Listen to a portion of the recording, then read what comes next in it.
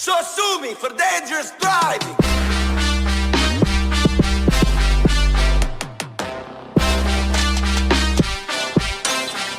Come on, bitch.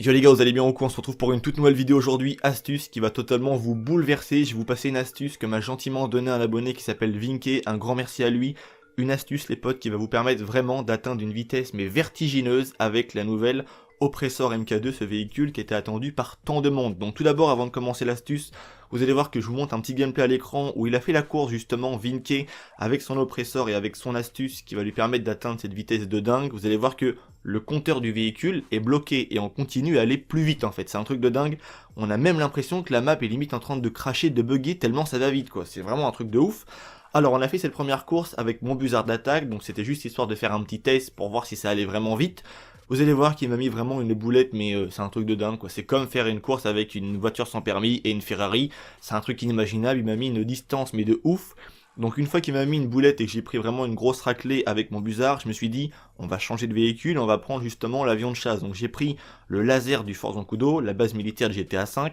On est parti de l'aéroport de Trevor jusqu'au lago Zancudo. En fait on a fait une ligne droite, si on peut dire un run. Moi je suis vraiment resté le plus droit possible avec mon avion afin de perdre vraiment un minimum de vitesse, enfin de ne perdre aucune vitesse en fait, de pas faire des hauts bas avec l'avion, même des virages ou quoi, vraiment aller tout droit pour gagner et rester toujours à une vitesse maximale constante en fait.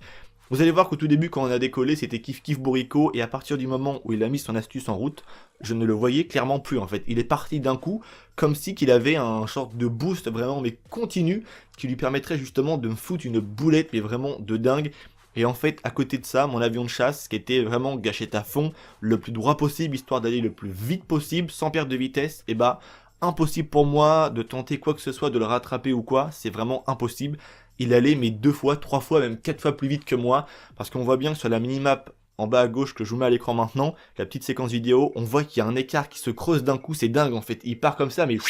c'est une secoupe volante le truc, on ne voit même pas partir. Donc pour ce faire, comment vous devez faire? Donc c'est très simple à réaliser. Donc si vous n'avez pas d'Oppressor MK2, vous pouvez demander à un poteau à vous, pourquoi pas, qui vous en prête une, histoire de réaliser la manip. Donc c'est très simple, vous devez prendre votre Oppressor, activer le turbo qui vous permet de gagner une vitesse en fait, et une fois que le turbo est activé, il suffit avec votre joystick pour diriger le véhicule, tout simplement de faire des hauts bas en fait avec, et là vous allez voir qu'à certains moments, des moments ça peut marcher, des moments ça ne peut pas marcher, mais une fois que le boost est activé, que tu fais ton haut bas justement avec le joystick, histoire de faire un peu une genre de vague en fait, hein, tout simplement, et bah là tu vas voir que ton véhicule va commencer à gagner une vitesse vraiment de dingue en fait, et une fois que la vitesse est gagnée, si tu continues tout doucement à faire des hauts bas comme ça, et bah tu vas garder une vitesse constante en fait,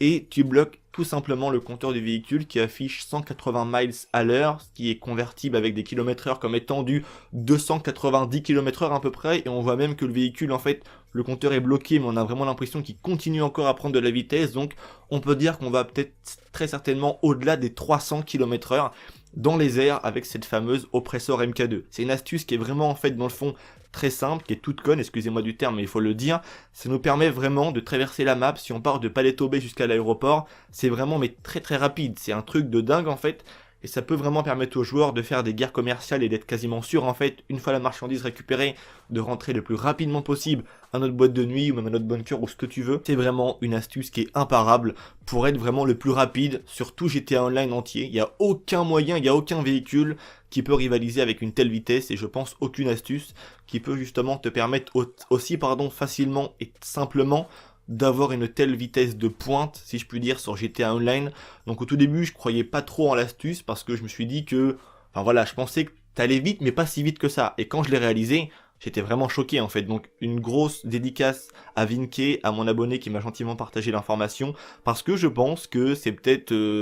l'une des premières astuces qui nous permet d'atteindre une aussi grosse vitesse, surtout avec la Oppressor MK2, donc je vous demanderai, et c'est la première fois que je le fais, pourquoi pas de partager la vidéo en masse, histoire que tout le monde soit au courant, parce qu'il se peut que quand Rockstar aura peut-être vu l'astuce, et bah, automatiquement il y a peut-être on va dire un correcteur de bug qui va tomber, qui ne permettra plus malheureusement d'atteindre cette vitesse hallucinante avec la Oppressor MK2, même un avion de chasse ne fait pas le poids. Face à vous maintenant, je pense que vous serez, à partir de maintenant, les plus rapides du ciel et même de Los Santos tout entier. C'est tout pour cette vidéo, n'hésitez pas à la partager, à liker, à vous abonner les potos si c'est pas déjà fait. Quant à moi je vous dis à demain pour une toute nouvelle vidéo, c'était Vince, prenez soin de vous et amusez-vous bien surtout, allez peace les gens.